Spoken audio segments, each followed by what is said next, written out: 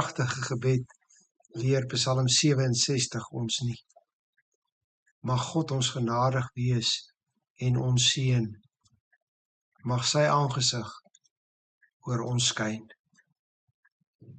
Dit is sekerlik elkeen van ons se gebed in hierdie aand. Dit is ons gebed vir onsself, vir mekaar, vir die kerk van die Here. Ons moet bid om sy genade, dat hy ons nie volgens ons verdienste sal vergeld nie, maar ons genade sal aansien.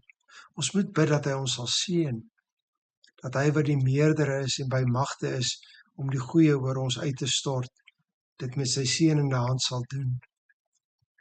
Ons moet bid dat sy aangesig, sy vriendelike aangesig oor ons sal skyn, dat hy by ons sal wees en dat ons in sy gesigsveld mag lewe. Dit is 'n gebed wat ons moet bid en wat ons in Christus mag bid.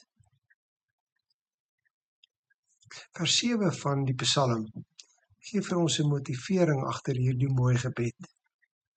Daar is 'n rede waarom die digter op sy knieë gebring word en bid om die seën van die Here.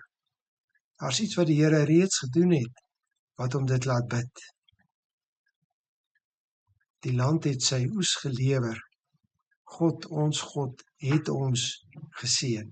Hy bid vir seën, want God het geseën. Dit word alreeds aanvaar dat die Psalm as oespsalm gesing is tydens die Israelitiese feeste van die eersteling, die Pinksterfees, of tydens die fees van die insameling van die oes, die Loofhuttefees. Die eerste direkte aanleiding tot die sing van die Psalm en tot hierdie gebed om seën is die oes wat ingesamel is. Die Here het weer voorsien, die Here het geseën. Het is duidelik dat dit nie net oor die fisiese oes gaan nie, maar ten diepste oor die een wat die oes gee. Dit gaan oor die voorreg om God, ons God, te kan noem, om in sy versorgende teenwoordigheid te kan lewe. Dit gaan oor dankbaarheid en eer wat God toekom. Wat hierdie Psalm merkwaardig maak, is dat die digter nie volstaan by 'n gebed dat die Here hom en sy volk sal seën nie. Hy het 'n groter motief, hy sien verder. Kom ons lees die kort Psalm. Mag God ons genadig wees en ons seën.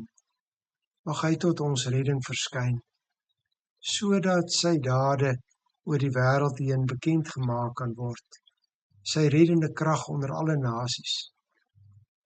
Mag die volke u loof, o God, mag al die volke u loof. Mag die nasies bly wees en jubel, omdat u hulle regverdig regeer en hulle op die aarde lei.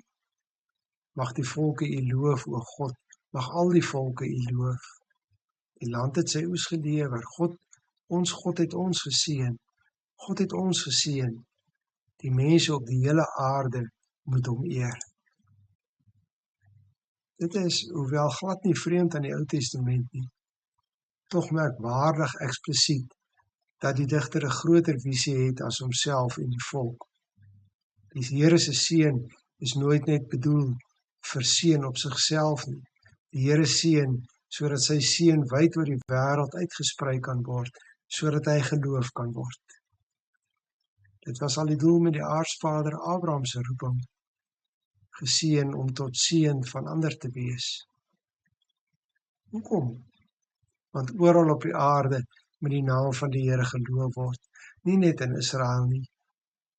Mense uit alle volke, tale en nasies moet die pad tot redding loop, sodat hulle kan deel word van die God, ons God, en sodat hulle hom kan eer. Die digter sing dus vooruit van 'n verlosser, nie net vir Israel nie, maar vir alle mense. Hy sing vooruit van die koms van die Heilige Gees, wat na sy uitstorting die evangelie in vreemde tale laat verkondig, en dit so laat uitsprei tot alle volke en tale en nasies. En so het die seëninge van die Here Jesus ons ook bereik. Ons het deel gekry aan die oes. Ons het deel aan sy genade. Ons het deel aan sy seën. Ons leef voor sy vriendelike aangesig. Ons is geseënd. Hoekom? Sodat ons kan getuig, sodat die Seun oor die hele wêreld uitgestort kan word, sodat ander soos ons die Here kan loof. Goeiedag.